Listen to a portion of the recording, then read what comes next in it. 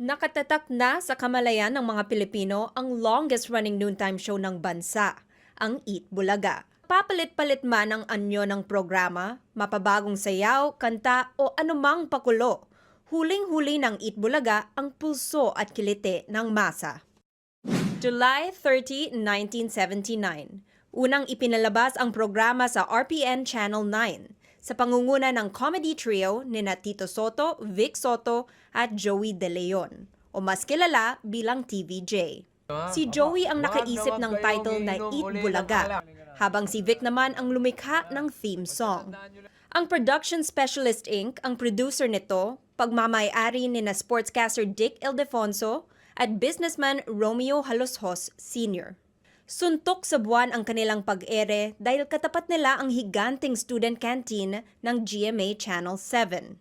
Nung nag-umpisa Eat Bulaga, nakabaon sila sa utak sa amin 1 taon yung production specialist. Hanggang sa sinesheriff na yung production specialist, nagsara. 1981 nung tinatag yung tape. Unti-unting namayagpag at umangat ang ratings ng Eat Bulaga dahil yan sa segment na Macho Man. Ilang buwan na walang producer ang Eat Bulaga. July 7, 1981, itinatag ang Television and Production Exponents o TAPE Incorporated na siyang nagpatuloy bilang producer. Nang masequester ng Administrasyong Aquino ang RPN Channel 9, lumipat ang Eat Bulaga sa ABS-CBN noong February 18, 1989. Dito na sila nagdiwang ng 10th anniversary. Pero di maganda ang kinalabasan ng tangkaing bilhin ng ABS-CBN ang rights ng programa mula sa TAPE Incorporated. Kaya naman, January 28, 1995, nag-empake ang Da Barkads at lumipat sa karibal na estasyon ang GMA. Naging maningning ang pagsasahimpapawid ng Eat Bulaga sa Kapuso Network. Ilang artista ang nadiskubre, ilang segments ng show ang sumikat, at na-franchise pa ng Indonesia at Myanmar ang format ng programa. Taob lahat ng makatapat ng show. Tumatak sa manonood ang Pinoy Henyo, Laban o Bawi at Aldab Kalye-serye. Sa GMA, ipinagdiwang ang 25th, 30th at 40th anniversaries ng Eat Bulaga. Pero kahapon, nabulaga ang buong bansa dahil replay ang inering palabas. Kasunod ito ng pagkalas ng TVJ sa producer nitong TAPE Incorporated.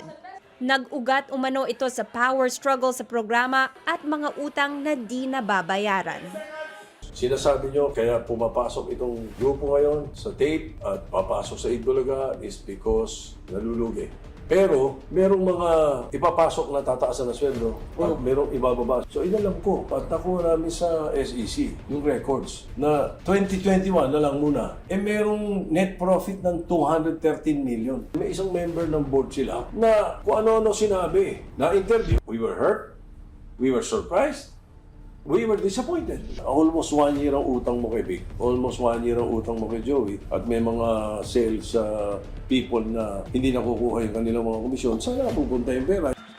Sa ngayon, ang malaking tanong, na kanino ang rights ng Eat Bulaga at kailan ito babalik sa ere ngayong umalis na ang TVJ at Da Barkads sa TAPE Incorporated? Dati na itong sinagot ni Tito Soto. Kami po ang may-ari ng programang Eat Bulaga. Ang may-ari ng tape ay sila Romeo Haloshos. Or kung dadalhin mo sa korte yung usapan, nakatitiyak ako na kami may-ari.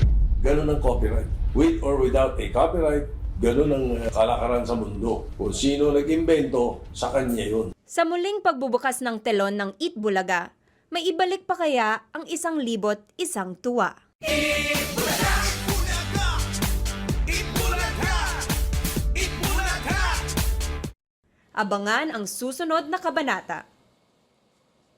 Sa isang